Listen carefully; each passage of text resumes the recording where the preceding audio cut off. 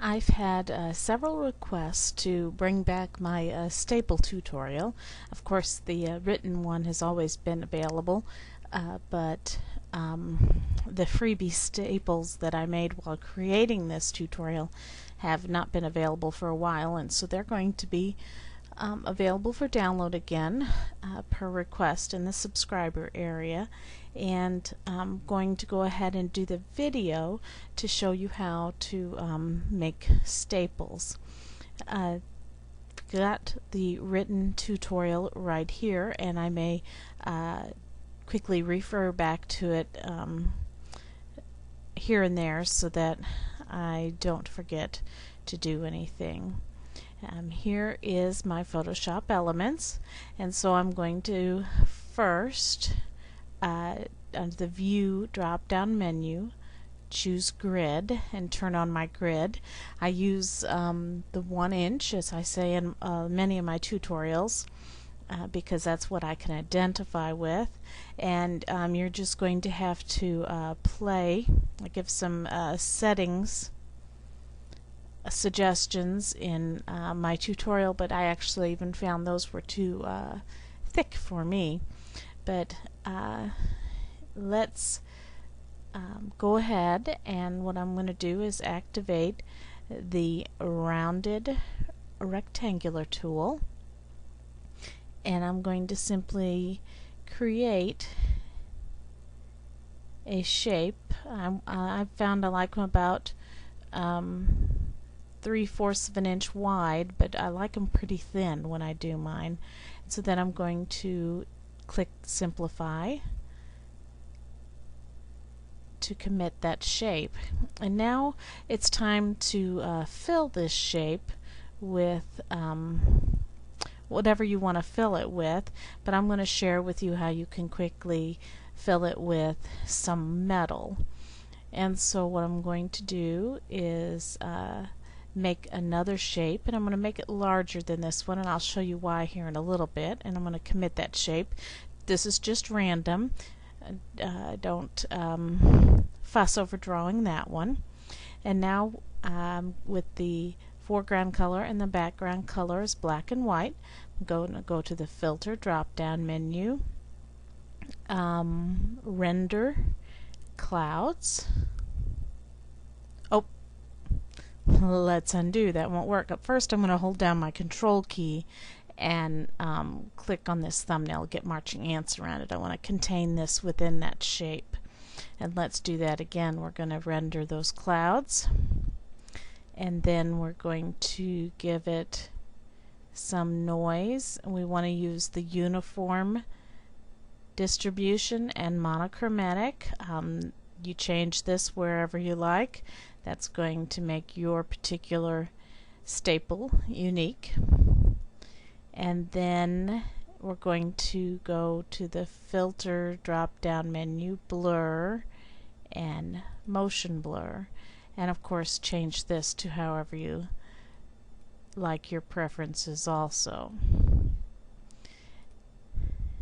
Now I'm going to deselect, and now you can see that this leaves, because of the motion blur, some transparent area around the outside. That's why we do not apply this technique directly onto this shape, because it would make some of those transparent areas in there. Instead, we're just going to make this a little bit larger than the staple so that we can use our staple shape to cut the metal out. So now I'm going to hold down my Control key, click on that staple shape, make sure my metal layer is the activate layer, and hit Control J. I'm going to turn these two bottom ones off, and there is our new layer for the staple. And now for the little final touch, we're going to add a simple sharp inner bevel. Most of these other bevels, as you can even see from their icons, have a drop shadow on them. Those aren't always the best for digital scrapbooking. This simple sharp inner gets used a lot, and so I'm going to apply that, and voila, we have a staple. That's a very basic staple, of course. If you wanted, you can play with the style settings Maybe this might be a better looking staple for you. It doesn't matter. This is how we get variety in our designing elements. Use whatever you like. And so that's a basic shape for a staple. Let's go ahead and go back to this main shape, and next what I'm going to do is just get my elliptical marquee tool. I like to call it oval, and I'm going to make sure my shape layer is the active layer, and I'm going to simply draw a little bit of an oval, because not all staples appear to be going flat down in the paper. A lot of times they're loose, and you can see some of those parts where the staple turns down into the paper, and so that's what we're creating. I'm going to just fill that with the paint bucket tool, and then I'm going to go back to my move tool, hold down my alt key and my shift key. The alt key is going to copy it, the shift key is going to keep it in a straight line, and just move it over here to a copy of it over here to this edge. Control D to deselect. Whoops, what did I do? Control D. There. Not sure what I did. And so now I can hold down my control key and get the marching ends around this entire shape. Make sure my metal layer is the active layer. Control J and add that bevel. And now I have a whole new staple. Of course that I didn't do very good on that. What? I gotta go back and see why that doesn't look well. Let's get off of here. I think because that just didn't paint in there very well. Let me go back some more and grab my paint bucket tool. There, if you see, I'm going to hit the undo button. I had left a little area that was not painted in, and so now I'm going to redo this so it looks right. And I'm glad that I make mistakes so that we all can learn together while I record these things. And I'm not repeating what I'm doing, just doing it quickly. Hopefully you're following along. And there, now my staple looks much better. And so let me show you another little thing that you can do.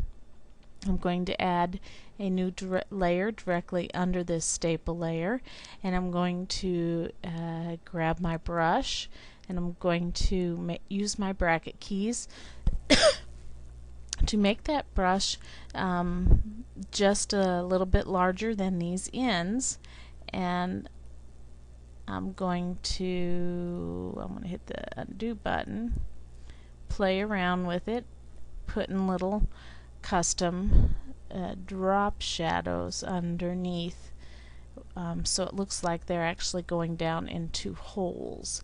If I what am I doing?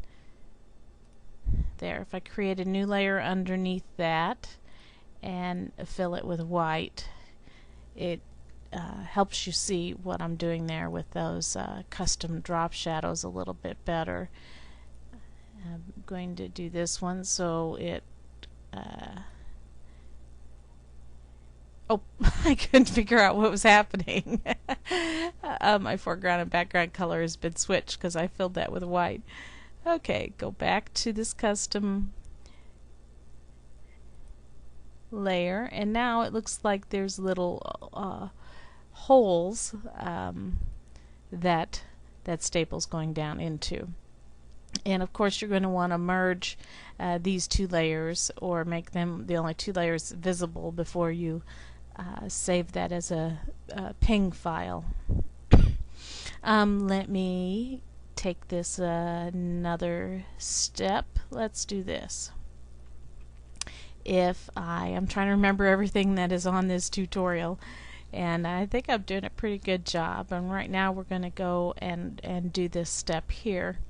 And so if you hold down the control key and get a shape of that staple again, of course you could use this shape if you want. I'm just reusing this one here. And go to the Create New Adjustment layer, Gradient Maps, and then click on this flyout arrow, and there's actually some metal ones down in here. Oops, you can't see that because it's dropped off the screen for you. But right here is also a copper one on the default, and that's what I'm choosing. And now you can see I have a copper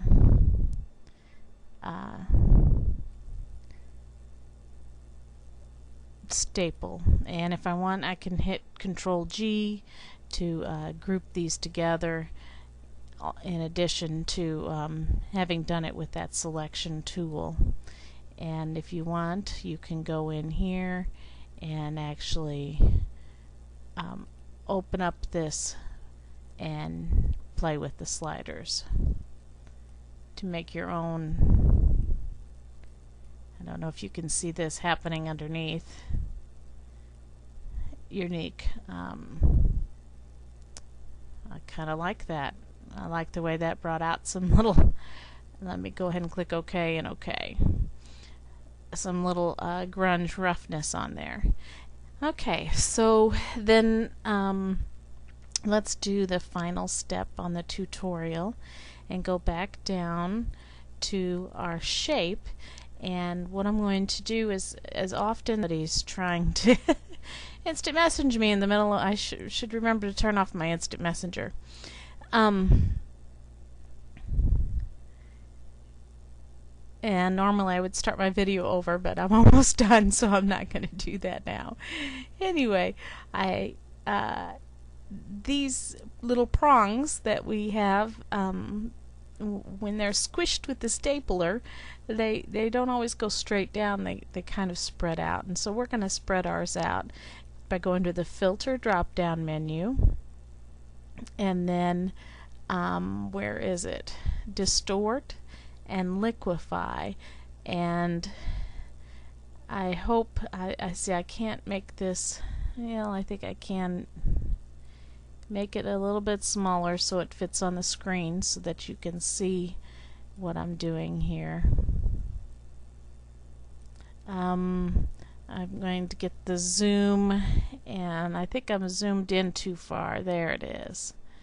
And I'm going to try to zoom right back in to my staple, and then I'm going to grab this first one up here and just ever so slightly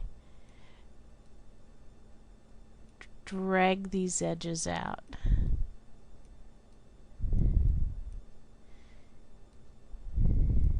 And click OK, and this is going to take a moment to process. The liquefy filter seems to take a while.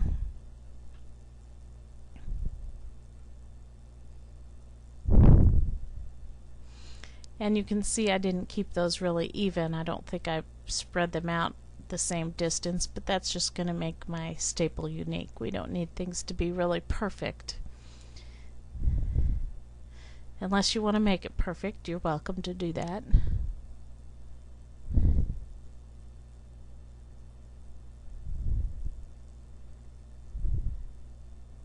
It's almost done here at the bar at the bottom, you can see, and there it goes.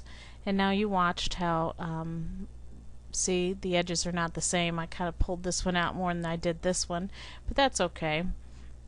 And then you do the same thing that you did with everything else. I cut that out of my metal and add a bevel to it. And of course my drop shadows now are going to have to kind of they're above my staple, move them below, and then I'm going to have to scoot them down a little bit because I moved my there's a whole new look to your staple. Put that white background layer on so you can see, and that actually makes it look kind of raised up by the way I have my drop shadows there, my custom little drop shadows to make it look like it's going into the paper. So yeah, you just play with it until you get something that looks really cool to you. I would suggest, I think I have a few other suggestions down here at the end, like using the dodge and burn tools. For instance, if I wanted to go back here and right here on the edges is probably going to be highlighted more than the middle area, and so I would get my dodge tool. Let's see, I'm going to go ahead and make a selection of this so I don't go beyond it. Make my brush rather small, and I can actually go in here and you can see how that makes such a big difference. And actually I think often the staple in the middle goes down a little bit, and I can darken that up, and when I zoom out you can see how that is actually making it look even a little more realistic. Down in here though on the staples, I would say these are darker where it's getting ready to go down into the paper. And so there is yet another little thing that you can do to the staples to make them look realistic. And of course, remember, you can cut staples out of anything that you want to cut staples out of. You can try using the other, oops, my effects palette popped out of my box. Oh well. So let's go and here's the Wow Chrome, and you can see when I apply that, where'd my layers go? It won't let me close these palettes out when they get in my way until I stop the recording. But you can see that this puts this large drop shadow on it, which is not very good, and that's why I don't use these layer styles very often.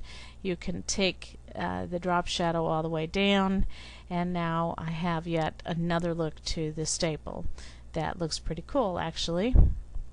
And so you can get free layer styles out there on the internet and do that too. And if I wanted to come along and use the dodge and burn on this now, I would probably need to right click and simplify to commit that layer style before I did this dodging and burning. And so there you go. I hope I've inspired you how to make really cool staples, and I've got mine for you that I made when I first wrote this tutorial. You'll see the progression of them from the very simple, which there's nothing wrong with them. They actually look really masculine, those simple ones, to the more difficult ones. Use whatever works best for your particular layout. And if you